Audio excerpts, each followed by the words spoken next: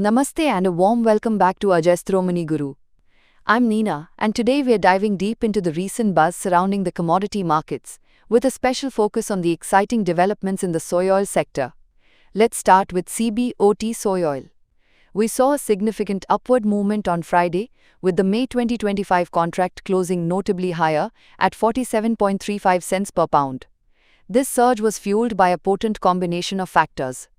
Firstly, the rising value of D4 biodiesel RINs played a crucial role. Secondly, a recovery in crude oil prices provided additional tailwinds.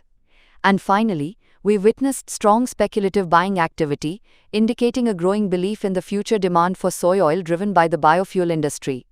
The market is keenly anticipating the U.S. Environmental Protection Agency's upcoming announcement regarding the 2026 Renewable Volume Obligations or RVOs. The expectation of more ambitious biodiesel blending targets is creating significant demand for RINs, particularly the D4 credits. Interestingly, current reports suggest that the 2025 RVO targets are falling short, and the carryover of RINs from 2024 is almost depleted. This tightening supply situation is naturally putting upward pressure on feedstock values, including our key focus, soy oil.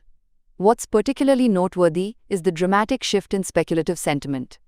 The latest Commitment of Traders report from the CFTC for the week ending April 8 reveals a powerful swing from a net short position of over 5,700 contracts to a substantial net long position of over 30,000 contracts. That's a massive change of almost 36,000 contracts, highlighting both aggressive buying and significant short covering.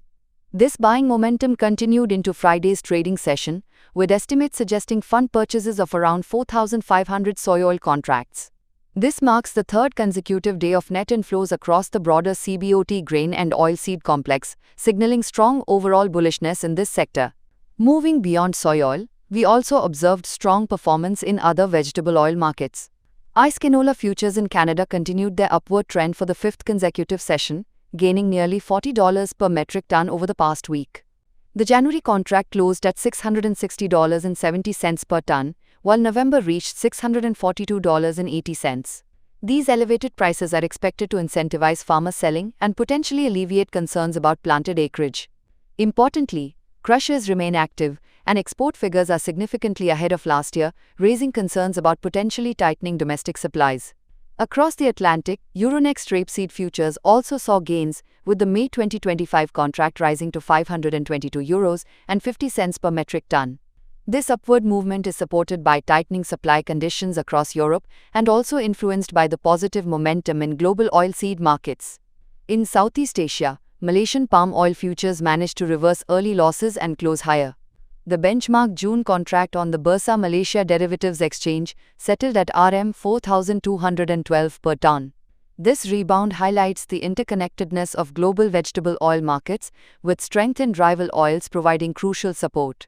Interestingly, while many global vegetable oil markets saw gains, South American FOB soy oil prices experienced a slight downward pressure.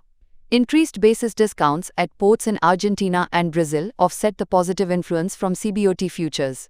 The region's ample supplies and competitive export pricing continue to weigh on these FOB markets, creating a regional divergence. Finally, let's touch upon crude oil, which played a supportive role for the vegetable oil complex. May WTI futures settled higher at $61.45 per barrel, boosted in part by a weakening US dollar index. However, it's important to note that the upside in crude oil was somewhat limited by escalating trade tensions, with China responding to US tariff hikes with its own significant tariff increases. Additionally, OPEC Plus's plans to potentially increase output in May are also tempering some of the longer-term bullish sentiment in the energy markets.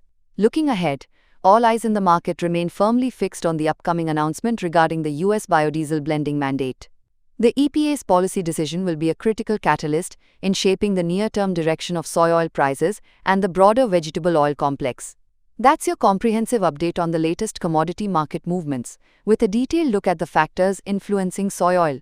If you found this analysis helpful, please like this video and subscribe to Ajastro Mani Guru for more timely updates and in-depth analysis. Don't forget to hit that notification bell so you never miss an update. Thank you for watching, and I'll see you in the next video. This analysis is for informational purposes only and should not be considered financial advice. Please consult with a qualified financial advisor before making any investment decisions.